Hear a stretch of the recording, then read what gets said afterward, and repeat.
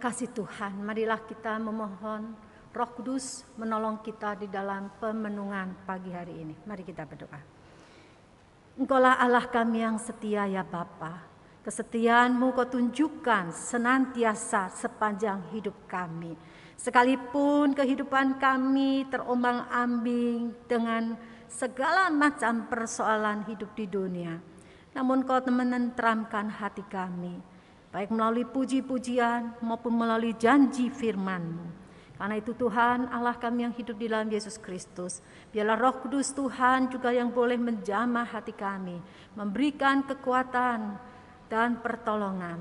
Ketika kami merenungkan firman-Mu, biarlah kami boleh melihat kebesaran kasih Tuhan, perbuatan-Mu yang ajaib di sepanjang hidup kami. Pakailah hamba-Mu di dalam segala kekurangan dan keterbatasan untuk menjadi alat di tangan Tuhan. Dia biarlah apa yang Kau sampaikan Tuhan kepada hamba-Mu untuk umat Tuhan. Di dalam nama Yesus Kristus firman yang hidup kami berdoa. Amin. Shalom Bapak Ibu dan saudara semua yang kasih oleh Kristus. Kita akan membaca Alkitab dari Mazmur pasal 9 dengan tema menyaksikan perbuatan Allah yang besar. Dengarkanlah firman Tuhan untuk pemimpin biduan. Menurut lagu Mutlaben, Mazmur Daud. Aku mau bersyukur kepada Tuhan dengan segenap hati. Aku mau menceritakan segala perbuatan-Mu yang ajaib. Aku mau bersukacita dan bersukaria karena Engkau. Bermazmur bagi nama-Mu yang maha tinggi. Sebab musuhku mundur, tersandung jatuh dan binasa di hadapan-Mu. Sebab Engkau membela perkaraku dan hakku. Sebagai hakim yang adil, Engkau duduk di atas tahta. Engkau telah menghardik bangsa-bangsa, telah membinasakan orang-orang fasik. Nama mereka telah Kau hapuskan untuk seterusnya dan selama-lamanya. Musuh telah habis binasa, menjadi timbunan puing senantiasa. Kota-kota telah Kau runtuhkan, lenyaplah ingatan kepadanya. Tetapi Tuhan bersemayam untuk selama-lamanya. Tahtanya didirikannya untuk menjalankan penghakiman. Dialah yang menghakimi dunia dengan keadilan dan mengadili bangsa-bangsa dengan kebenaran. Demikianlah Tuhan adalah tempat perlindungan bagi orang yang terinjak, tempat perlindungan pada waktu kesesakan. Orang yang mengenal nama-Mu percaya kepadamu, sebab tidak Kau tinggalkan orang yang mencari Engkau, ya Tuhan. Bermazmurlah bagi Tuhan yang bersemayam di Sion, beritakanlah perbuatannya di antara bangsa-bangsa, sebab Dia yang membalas penumpahan darah. Ingat kepada orang yang tertindas, teriak mereka tidaklah dilupakannya. Kasihanilah aku ya Tuhan, lihatlah sengsaraku. Disebabkan oleh orang-orang yang membenci aku. Ya Engkau yang mengangkat aku dari pintu gerbang maut, supaya aku menceritakan segala perbuatan-Mu yang terpuji dan bersorak-sorak di pintu gerbang putih Sion karena keselamatan yang daripada-Mu. Bangsa-bangsa terbenam dalam pelubang yang dibuatnya, kakinya tertangkap dalam jaring yang dipasangnya sendiri. Tuhan telah memperkenalkan dirinya. Ia menjalankan penghakiman. Orang fasik terjelat dalam perbuatan tangannya sendiri. Orang-orang fasik akan kembali ke dunia orang mati. Ya, segala bangsa yang melupakan Allah.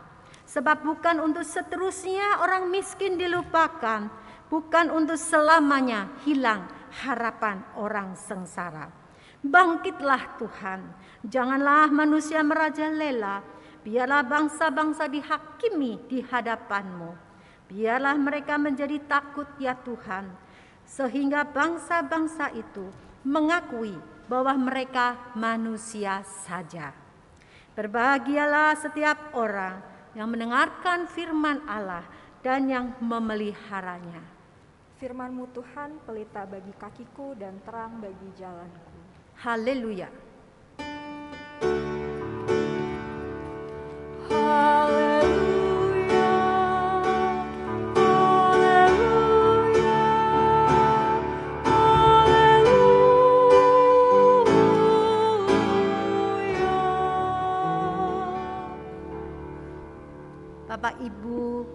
dan saudara-saudari yang kasih Kristus, umat Tuhan dan simpatisan dari Gereja Kristus Bogor.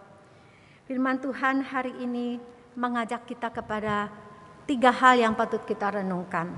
Yang pertama, Allah adalah Raja dan Hakim yang setia, Hakim yang adil, melakukan perbuatan besar di dalam kehidupan pemazmur. Bapak Ibu dan saudara yang kasih oleh Tuhan Yesus Kristus, Mazmur 9 dan 10 ditulis dalam bentuk puisi. Jadi Mazmur 9 dan 10 itu menyatu.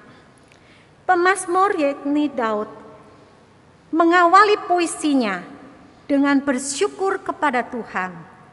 Dan rasa syukur itu didasari dari hati yang mau menceritakan perbuatannya, yaitu perbuatan Allah sendiri yang sangat ajaib. Bersukacita, bersukaria, dan bermazmur bagi nama Allah yang maha tinggi. Luapan rasa syukur, sukacita karena perbuatan Allah yang ajaib yang pernah dialami oleh pemazmur. Itulah yang membuat pemazmur dapat menceritakan perbuatan Allah yang sangat ajaib. Tentu apa yang dialami oleh pemazmur tentang Allah yang melakukan perbuatan-perbuatan yang ajaib ini juga kita alami di dalam kehidupan kita setiap hari. Ketika keadaan hidup kita sudah sangat terpojok, sudah tidak ada jalan keluar, tapi dengan keajaibannya Allah bisa memakai siapa saja untuk memberikan pertolongannya. Semua yang dilakukan dan dikatakan oleh Daud dalam puisinya ini meluap dari dalam hatinya. Karena mengalami bagaimana Tuhan telah mengusir dan mengalahkan musuh-musuhnya. Tuhan juga dipuji di Yerusalem sebagai hakim segenap dunia. Hakim yang adil, hakim yang setia, yang akan menghardik bangsa-bangsa, membinasakan orang fasik dan menghapus mereka untuk selama-lamanya. Seperti kota Sodom dan Gomora, karena kefasikan kejahatan mereka Tuhan melenyapkannya. Di dalam Kejadian 19 ayat 24 dan 25. Atau bangsa Amalek di dalam Keluaran 17 ayat 14. Kemudian juga Tuhan berfirman kepada Musa di dalam Keluaran 17 ayat 14, tuliskanlah semuanya ini dalam kitab sebagai tanda peringatan dan ingatkanlah ke telinga Yosua bahwa aku akan menghapuskan sama sekali ingatan kepada orang Amalek dari kolong langit. Bapak Ibu dan saudara yang kasih Kristus, bangsa-bangsa di bumi ini memang berkuasa dan menunjukkan kekuatan politiknya, kuasanya dengan semena-mena. Tetapi kekuasaan mereka itu sementara saja. Sekalipun mereka dengan kekuasaannya menindas dan memperlakukan dengan tidak adil terhadap bangsa lain. Tetapi pemazmur dalam pujiannya ini, yakni Daud, mau menunjukkan bahwa Tuhan Raja dan Hakim yang adil, setia. Ia tetap Raja yang berkuasa atas sejarah bangsa-bangsa. Dan Tuhan adalah Raja dan Hakim yang menentukan hidup bangsa-bangsa dan raja-raja di dunia. Karena itu dia akan menghakimi menurut keadilan dan kebenaran. Daud merasakan sendiri sepanjang hidupnya Tuhan adalah tempat perlindungan bagi dirinya ketika dia dikejar-kejar oleh Raja Saul, oleh pasukannya, juga ketika Absalom anaknya memberontak. Perlindungan Tuhan yang dirasakan oleh Raja Daud ini juga dirasakan oleh setiap orang yang terinjak-injak pada waktu kesesakan. Karena itulah di dalam puisinya pemazmur yakni Daud mengatakan, orang yang mengenal nama Tuhan, percaya dengan segenap hati, mengandalkan Dia, taat kepadanya, mencari Dia, dijamin tidak akan ditinggalkan oleh Tuhan. Amin, Bapak Ibu Saudara semua. Di ayat 12 pemazmur sekali lagi mengajak umat untuk bermazmur, bernyanyi, membesarkan nama Tuhan yang bersemayam di Sion sebagai hakim yang adil dan setia. Allah akan membela perkara orang miskin. Jikalau darah orang kecil tertumpah, maka dialah yang bertindak sebagai penolong, sebagai pembalas dan penebus mereka. Mazmur 72 ayat 13 dan 14. Karena belas kasihan Allah, maka mereka yang terinjak-injak, orang-orang miskin, orang-orang tertindas, yang semula berada di dalam pintu gerbang maut, karena belas kasihan Allah, Tuhan mengangkat mereka ke pintu gerbang Putri Sion. Artinya mereka mengalami keselamatan.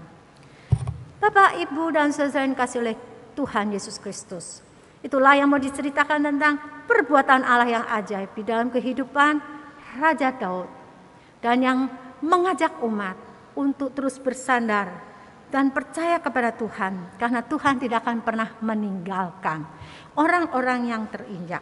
Yang kedua, kita hendak disadarkan bahwa perbuatan Allah sesungguhnya itu besar dalam kehidupan umat Tuhan. Ada 4 kekuatan besar yang dimiliki kaum marginal atau miskin. Oleh James Scott disebut sebagai senjata orang-orang lemah. Antara lain, orang lemah adalah orang yang paling kuat menderita. Mereka bisa menjalani kehidupan serba kekurangan, dilakoni oleh orang yang miskin sampai turun-temurun.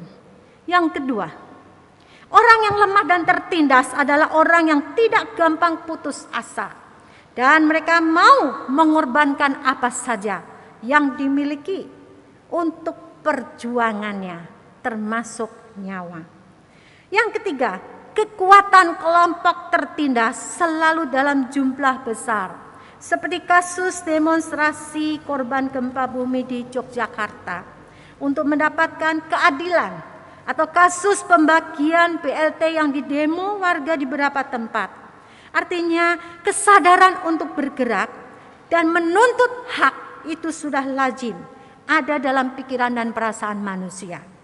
Ada pepatah mengatakan, cacing pun menggeliat jika diinjak. Betul ya Bapak Ibu Saudara, apalagi manusia yang ditindas, tentu diam bukanlah pilihan.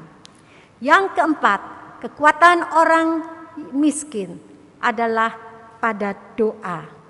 Bapak Ibu dan saudara yang kasih oleh Kristus, dalam puisinya pemazmur yakni Daud juga mengungkapkan, kalau tadi kita baca ya, tentang keadaan orang miskin. Nah, miskin di sini bukan hanya miskin karena tidak punya harta. Tetapi kalau kita lihat di dalam kitab Hakim-Hakim 6, bagaimana bangsa Israel bukan hanya miskin material, tetapi juga bangsa Israel dijajah, ditindas selama 7 tahun. Israel sangat ketakutan, dan setiap kali Israel telah selesai menabur, maka datanglah orang-orang Midian, orang Amalek, dan orang-orang dari timur. Mereka memusnahkan hasil tanah tanpa meninggalkan bahan makanan apapun, termasuk domba, lembu, dan keledai, semua dijarah. Mereka datang tidak terhitung banyaknya untuk memusnahkan bangsa Israel. Sehingga dikatakan dalam kitab Hakim-Hakim 6, Israel sangat melarat karena tidak punya apa-apa. Ketika baru punya sedikit, orang Midian, orang Amalek, bangsa lain, mereka datang untuk mengambil milik mereka. Lalu mereka berseru kepada Tuhan berteriak kepada Tuhan. Tuhan ingat pada mereka. Karena itulah melalui pemazmur ini, pada zamannya pemazmur mengingatkan kepada umat Israel yang tertindas, kepada orang-orang miskin yang mengalami kesengsaraan, agar mereka tetap mengandalkan Tuhan. Karena Tuhan memperhatikan, mendengar seruan orang miskin, orang tertindas dan sengsara. Pemazmur ingin mengingatkan Israel bahwa semua orang yang tertindas dan miskin, Tuhan akan menolong. Tuhan tidak pernah melalaikan teriakan mereka. Tuhan akan membalas perbuatan bangsa-bangsa yang menindas mereka dan yang berlaku sombong dan jahat. Ingatan, memori akan pertolongan Tuhan pada masa yang lampau itu memberikan kekuatan dan pengharapan pada bangsa Israel yang pada masa itu mengalami ketertindasan. Yang ketiga, kita pada saat tertindas, pada saat tidak berdaya, tetap berseru kepada Tuhan.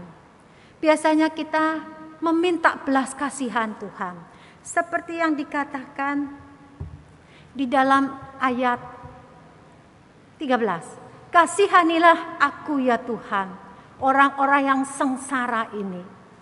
Artinya bukan hanya kita umat Kristen pada masa kini yang minta belas kasihan Tuhan, tetapi juga umat Israel, orang percaya pada masa itu. Mereka tetap berteriak minta belas kasihan Tuhan untuk menolong. Bahkan dikatakan bangkitlah ya Tuhan. Artinya mereka sungguh-sungguh mengharapkan bahwa Tuhan itu segera mengulurkan tangan, segera bertindak kepada mereka. Di tengah-tengah ketertindasan dan ketidakberdayaan mereka, pemazmur mengajak supaya umat selalu tidak melupakan kebaikan Tuhan. Mereka tetap mau bersyukur kepada Allah, menyatakan perbuatan-perbuatan Allah yang ajaib. Pemazmur percaya Tuhan tidak akan membiarkan ketidakadilan menimpa orang miskin dan orang sengsara kehilangan harapannya. Karena itulah Bapak Ibu dan Saudara yang kasih oleh Tuhan, kita diingatkan di sini. Ketika kita sedang dalam masalah, kita meratap pada Tuhan, kita mohon kasihan pada Tuhan. Tetapi apakah ketika kita sudah mengalami pertolongan Tuhan, kita mau menceritakan bagaimana Allah menolong kita? Pemazmur menyatakan, kasihanilah aku ya Tuhan, dan Engkau akan mengangkat aku ke pintu gerbang Sion, menyelamatkan aku. Maka aku akan menyatakan perbuatan-perbuatan besar dari Allah, menceritakannya. Artinya pemazmur menyadari ketika dia ditolong oleh Tuhan, maka keajaiban Tuhan itu bukan disimpan untuk diri sendiri, tetapi dia rindu juga membagikan kuasa Allah yang sudah dia alami kepada orang lain, kepada orang miskin, kepada orang-orang yang tertindas, kepada mereka yang merasa tidak punya harapan, bahwa di dalam Tuhan masih ada harapan. Bapak, Ibu dan Saudara yang dikasihi oleh Tuhan, pemazmur ingin mengingatkan Israel dan semua orang yang tertindas, yang miskin, bahwa Tuhan akan menolong dan membalas perbuatan bangsa-bangsa yang jahat ataupun orang-orang yang berlaku sombong, yang menyakiti, yang menghina, menindas kita yang dianggapnya lemah ini. Bapak, Ibu dan Saudara yang dikasihi oleh Tuhan, ada seorang oma yang berusia 70 tahun ke atas, beberapa waktu yang lalu bercerita, curhat, bagaimana suaminya yang berusia 80 tahun ke atas hendak membunuhnya. Suami ingin memukul, menghabisinya. Karena si oma ini membuang anjing kesayangan suami. Suami punya anjing 5 ekor. Kenapa tuh dibuang, kata saya. Habis Jadi nasi kalau saya mau makan tinggal sedikit, makan gak kenyang. Semua dikasih buat hewan kesayangannya. Ya udah aja saya buang. Ternyata si suami sangat marah. Dia dikejar-kejar, mau dihajar, mau dibunuh, kata sang suami. Tetapi Oma ini tidak bisa melawan. Dia hanya lari bersembunyi di kamar. Ternyata kata si Oma, beberapa hari kemudian si Opa itu sakit, ya, sakit muntah-muntah. Si Oma menghayati, biarpun saya tidak bisa membalas, tapi Tuhan baik katanya. Memang di satu sisi si suami itu sakit menderita, tetapi di sisi lain si Oma menghayati bahwa dia yang tidak berdaya ini telah ditolong oleh Tuhan.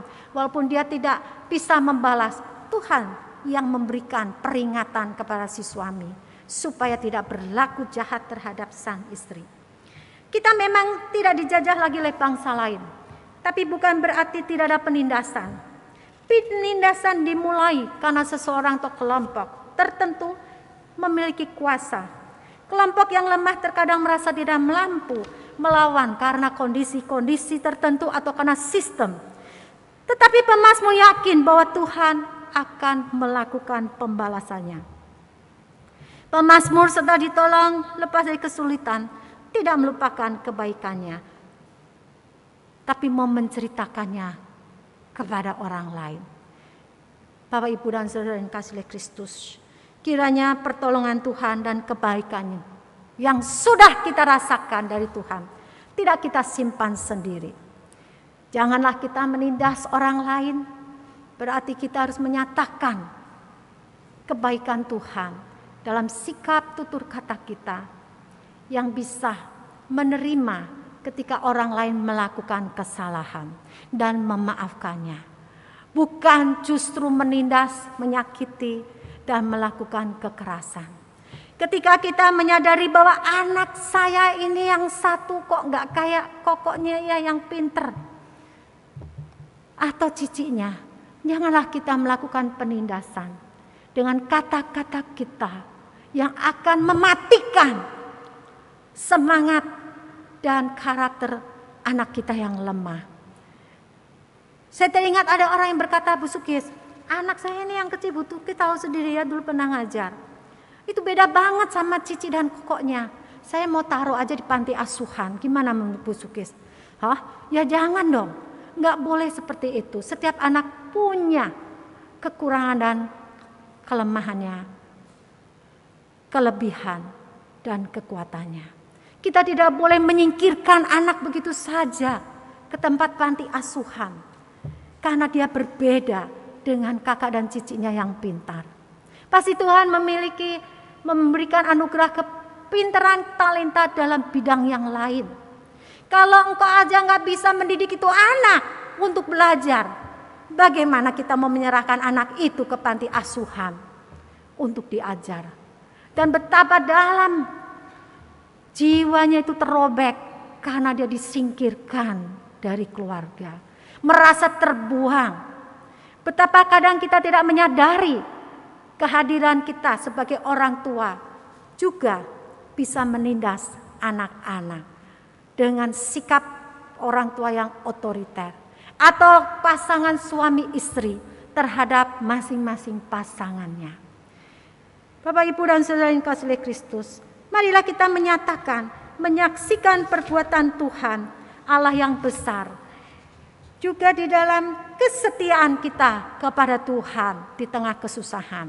Kita mau tetap terfokus, berharap, meratap kepada Tuhan. Dan di tengah-tengah penantian itu, kita tetap menyatakan syukur kita kepada Allah.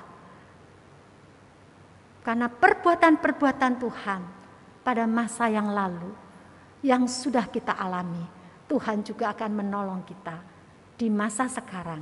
Sekalipun Tuhan belum menunjukkan tanda-tanda bahwa Tuhan akan menolong, tetapi itulah kehidupan orang beriman, untuk terus bersandar kepada Tuhan, menantikan dalam kesabaran di tengah-tengah usahanya berikhtiar di jalan yang benar, dan terus kita melakukan pelayanan kita kepada Tuhan. Mazmur 9 ini dilanjutkan di dalam Mazmur 10, di mana pemazmur masih meratap. Bahkan disinggung di ayat 10. Bangkitlah ya Tuhan. Artinya ketika kita berseru-seru kepada Tuhan, minta belas kasihan Tuhan, maka Tuhan bukan seperti tukang sihir yang langsung datang dan menyulap semuanya. Semuanya membutuhkan proses waktu dan pembentukan. Semuanya membutuhkan penyerahan diri yang terus-menerus kepada Tuhan sebagai Raja dan Hakim yang adil, yang akan melakukan penghakimannya di atas tahtanya, yang akan melakukan pembalasan-pembalasan terhadap orang-orang yang berlaku tidak baik. Artinya dalam kesadaran kita, ketika kita mau berbuat hal yang tidak benar, kita ingat, takutlah akan Tuhan. Itu menjadi salah satu bagaimana kita mau menyaksikan perbuatan Tuhan yang ajaib. Janganlah melakukan penindasan terhadap orang yang lemah, karena Tuhan akan membalasnya. Kiranya di dalam kesedihan, di dalam ketertindasan, di dalam keadaan di mana kita diperlakukan tidak adil oleh keluarga inti atau keluarga besar, atau oleh bos kita misalnya, atau oleh kelompok-kelompok tertentu, janganlah melakukan perlawanan di dalam balas dendam, tetapi tunjukkan kasih Tuhan itu. Seorang musisi Kristen yang melayani di ladang misi yang sulit, Mark Moore. Dia percaya pada Tuhan Yesus pada usia 17 tahun. Lalu dia pendiri band reggae yang dia sebut Kristafari. Band reggae Kristafari ini terutama tampil di hadapan orang-orang sekuler yang belum percaya pada Tuhan Yesus. Menyadari bahwa ladang misi bisa dilakukan dengan cara penampilan band reggae ini, maka Mark Moore mengambil studi seminari Alkitab. Dan singkat cerita, setelah lulus, maka dia menjadi seorang pendeta. Ia menulis materi-materi tentang Kristus sebagai Mesias yang diperuntukkan untuk perhimpunan reggae ini. Karena itulah Mark Moore sering dianiaya oleh orang-orang yang hendak dijangkaunya. Ada peristiwa ketika Mark Moore ini di lobi Hotel Cleveland, seorang artis reggae dari Jamaika menyerang Mark dengan meninju lehernya. Kemudian mengancam dengan sebilah belati karena imannya pada Kristus, tetapi polisi segera datang dan meminta Mark untuk melakukan tuntutan terhadap artis reggae dari Jamaika ini. Namun Mark Moore menolak dengan alasan, jika saya tidak bisa mengampuni si penyerang ini, bagaimana si penyerang itu bisa mengenal Allah yang Maha Pengampun dan yang Maha Pengasih. Jadi melalui penampilan band reggae dengan perlengkapan yang lengkap, dia memang menyanyikan lagu-lagu reggae, tetapi kemudian Mark ini akan menceritakan tentang Kristus pada penggemar-penggemarnya. Ini merupakan salah satu bagaimana menceritakan perbuatan Allah, kasih Allah melalui penampilan kehidupan pekerjaannya sehari-hari. Kiranya Roh Kudus Tuhan menolong kita seperti menolong para rasul, khususnya Paulus di dalam pelayanannya. Dia tetap bisa eksis setia pada Tuhan, sekalipun dipenjara, sekalipun dianiaya, namun mampu menulis surat-surat yang begitu banyak di dalam Alkitab karena pertolongan Roh Kudus. Salah satunya, sebaliknya dalam segala hal kami menunjukkan bahwa kami adalah pelayan Allah dalam menahan dengan penuh kesabaran dalam penderitaan, kesesakan dan kesukaran, dalam menanggung dera, dalam penjara dan kerusuhan, dalam jerih payah, dalam berjaga-jaga dan berpuasa, dalam kemurnian hati, pengetahuan, kesabaran dan kemurahan hati, dalam Roh Kudus dan kasih yang tidak munafik, dalam pemberitaan kebenaran dan kekuasaan Allah, dengan menggunakan senjata-senjata keadilan untuk menyerang ataupun untuk membela, ketika dihormati ataupun dihina, sebagai orang yang tidak kenal namun terkenal, sebagai orang yang berduka cita namun senantiasa bersuka cita.